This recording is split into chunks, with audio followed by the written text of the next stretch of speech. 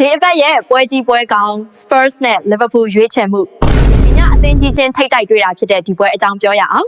ဒီနှစ်သင်းတွေ့တိုင်းဂိုးပိုက်တွေနှစ်ထက်ကထားရလောက်တတိုင်းတိုင်းဂိုးတွေသွင်းလေးရှိလို့ဂိုးပိုက်ပေါက်ထွက်မလားထင်ရပါတယ်။မနစ်ကတွေ့ဆုံမှုတွေမှာလဲနှစ်သင်းပေါင်းသွင်းဂိုးကကိုဂိုးထိရှိခဲ့ပါတယ်။ Spurs ကွင်းမှာ3-6ဆိုတဲ့ရလဒ်မျိုးထွက်ရှိထားပါတယ်။နှစ်သင်းလုံးတည်ငြိမ်မှုပြောင်းနေပေမဲ့တိုက်စစ်တွေကတော့အတက်မဲ့မသွားပဲခံစစ်ပိုင်းမှာသာပြဿနာကိုစီရှိနေကြတာပါ။ဒါပေမဲ့နိုင်ပွဲပြန်ဆက်လာတဲ့လီဗာပူးတကယ်ပြန်လာတာလားဆိုတာအဖြေထုတ်ရမှာဖြစ်ပြီး Thomas Frank လည်းယုံရတော့မယ့်အချိန်ပါဒီလိုပွဲကိုမှ3လုံးဆို30စားဆိုတဲ့ဈေးကြောင်တွေဝေမသွားပါနဲ့